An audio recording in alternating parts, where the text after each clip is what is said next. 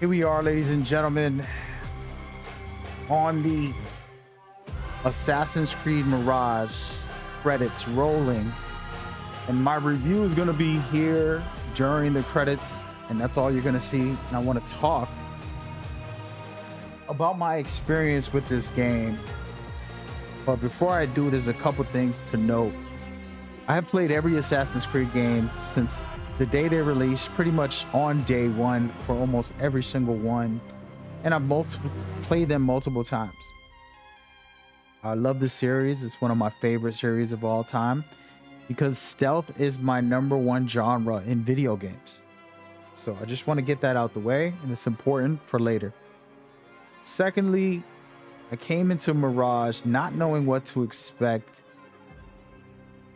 I had a weird expectation that they were going to revolutionize stealth in some way. And then when I started playing, I'm like, they're not revolutionizing anything.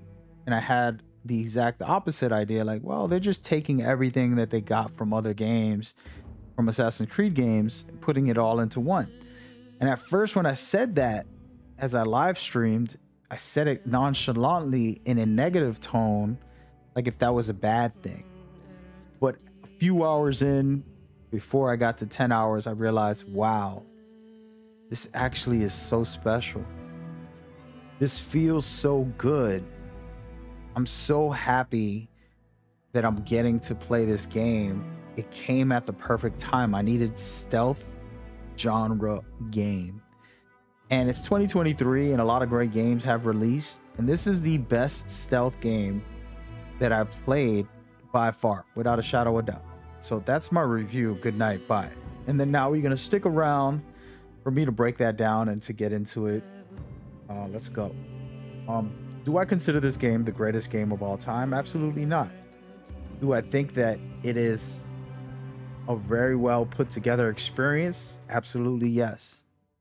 If you like stealth and the Assassin's Creed experiences that you've got in the past, maybe if you're a new player and you want to do something different outside of run and gun, this game has a large experience when it comes to true stealth mechanics and gameplays. There's missions in here where I'm just tailing somebody and trying to find out, you know, who they're gonna go speak to and then track that person and assassinate them, or other missions where I'm in a disguise and pretty much investigating, trying to find information and things of that nature that are special. It's the most important part. This game doesn't have a lot of traditional bosses. The level design are the bosses. So when you go onto a big main mission, for example, you're dealing with an environment, a whole castle. You can see these credit scenes, for example. It's a huge area. And now you have to get in there.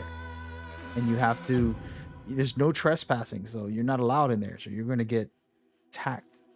You can stealth your way through. There's a lot of great experiences within that.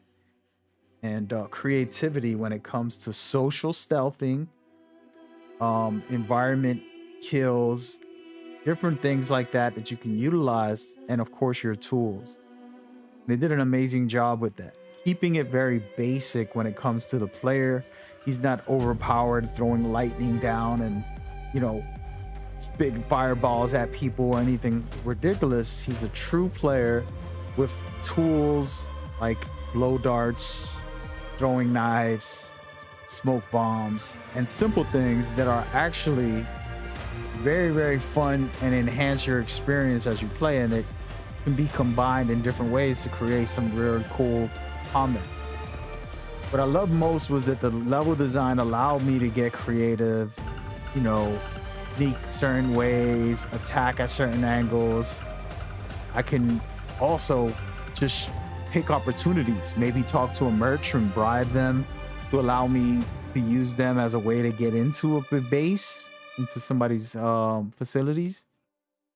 Those type of behaviors and elements are what made me really feel in love with the series again. But on top of that, reminded me of all the great experiences I've had with the previous games. And I really, truly had endless flashbacks that made me say, wow, I actually really missed this series. This is one of the greatest in the history of video games as far as the series as a whole. And then there was a lot of conversations within my streams where people were talking about their favorites and what has been happening lately in the last 8 years. We got RPG games. For example, Valhalla was more of an RPG than it was a traditional Assassin's Creed game.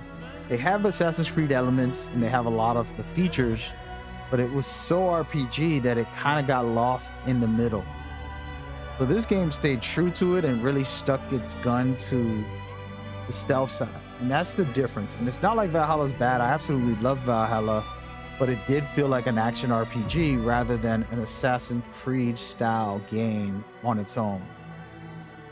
So it's a complicated conversation I was having with the community and myself internally of like, can I get one of these every 3 to 4 years where it's a concentrated story for me to experience and enjoy? And secondly, can I get the Valhalla action RPG style every 3 to 4 years? Also, wanting both, greedy, but absolutely enjoying it to the stream. So that is a part of my reviews and my breakdowns on what I thought and felt. And there's so much to get into when it comes to the series and as far as this game goes and what is the future of Assassin's Creed. They have multiple projects lined up that they're going to be releasing in the near future. They have even VR experiences that are very cool and so much more.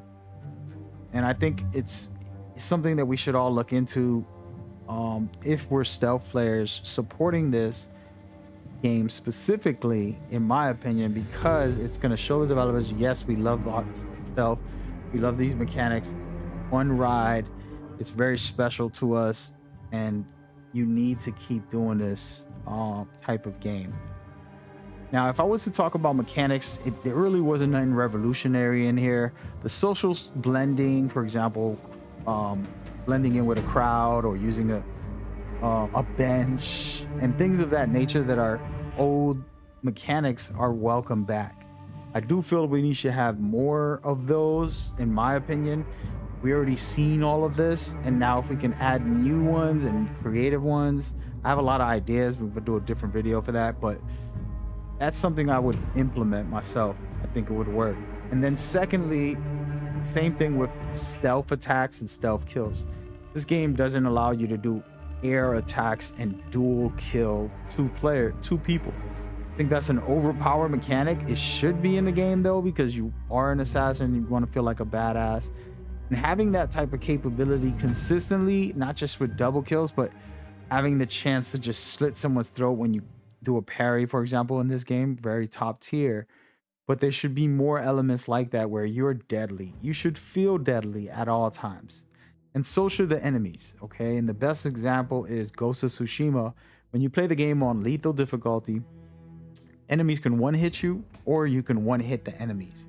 And this just adds a sense of realism to the game and experience in a high level of gaming. It's just such a blast. And I think Assassin's Creed series would benefit from having that type of feature. Maybe it's just a difficulty, right? Call it lethal. Change the name, of course. Ghost of Tsushima uses that, but having that into the game would be big, because then all of a sudden now you're a true assassin and it's like every strike matters. And then we go down a rabbit hole about combat, and that'll be another long video. But combat, you feel very limited, which is okay because you don't want to be overpowered like other games, but there should be more assassin options within the combat. When I'm in a fight, there should be things I can do to really change a game, and the tools are so powerful and so great. But I'm talking about just combat. Let's say I didn't want to use any of my tools, and all I have is the parry and hack and slash and dodge a little. So we gotta add more to this and create new elements for the experience. But overall, this was extremely well put together on every side for me. I enjoyed it from beginning to end. Surprised by the ending, by the way. I'm not going to get into that. This is a non-spoiler review. But it was such a blast to see that they purposely, carefully designed specific missions to be stealth-based and to enhance these stealth elements. And that's what inspired me the most, and really made me excited for the future when they continue that down the road. That is my core experience. I don't want to continue because I'll be here all day. There's a lot to talk about, but that's what I felt about this game. I give it a solid 8 out of 10 because of how well put together it was. I would put it higher if I never experienced Assassin's Creed and this was the first one I ever played. Then it'll be like, wow, this is amazing. All of the social stealth and all of the stealth mechanics and all of the tools and all this is beautiful. All this perfect. But since I played all of them and I know that they just basically wrote a love letter to the community, I had to give it a lower grade because I knew that they were using all of the elements from the past. And there's nothing wrong with that, and I shouldn't be lowering my grade. But that's a part of why I was like, you know what? I've seen all this. You know, I've seen all these mechanics before. The story really does a great job as well. So I got to give them credit for that. Taking the story and surprising me at the end. I did not see that coming. I don't want to say what happened, but it was a specific character that from the beginning to the end that I felt like was going to be something that they weren't. And they ended up surprising me in a special way.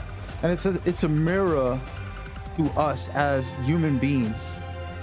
And I thought it was a beautiful analogy as well to say you are not alone. And that was probably the most powerful thing about the experience. And as far as story wise, and that's what I got for you guys as far as like my quick breakdown review as best as possible. Before I end this video, I should have started with this. I wanted to give a big thank you to Ubisoft for providing me a code for this game. They partnered up with them to produce the content.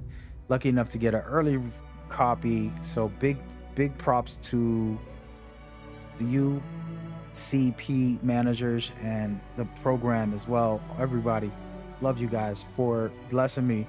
It's been one of my favorite series since forever ago, and it's getting the chance to play it, but also having it given to me early access with Twitch drops means the world to me. And I just want to pause here and just give a big shout out to everybody that worked on this game. You know what Assassin's Creed is. You gave me a true Assassin's Creed experience. For that, I'm grateful. I needed it. I had a rough couple weeks ago, and this game came out and hit me with joy for the last couple days. Pure joy. And that's how I'm going to end this review, by thanking you guys for caring enough about the series and saying, hey, we're going to go back to the roots.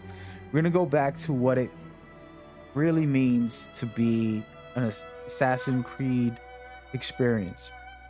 So big props, big respect, appreciation. I'm probably going to play this again on my own time. And I heard that there's no New Game Plus, which is bad. I always love New Game Plus, where I'm allowed to have my skills and kind of go through the experience. We'll find out in a minute, but the point is, besides that, absolutely great job. And props and respect to everybody. Much love. Y'all stay blessed out there. For everybody watching, thank you guys. Leave your comments on what your experience was with this game. If you haven't played it yet, again, my recommendation is, if you're into stealth, you want a true stealth game, probably the best stealth game of 2023, I recommend it. All right, if you're going in it looking for a run and gun, this is not a run and gun game. This is a true stealth experience. So know what you're getting into, and enjoy yourself out there. Y'all stay blessed. Peace.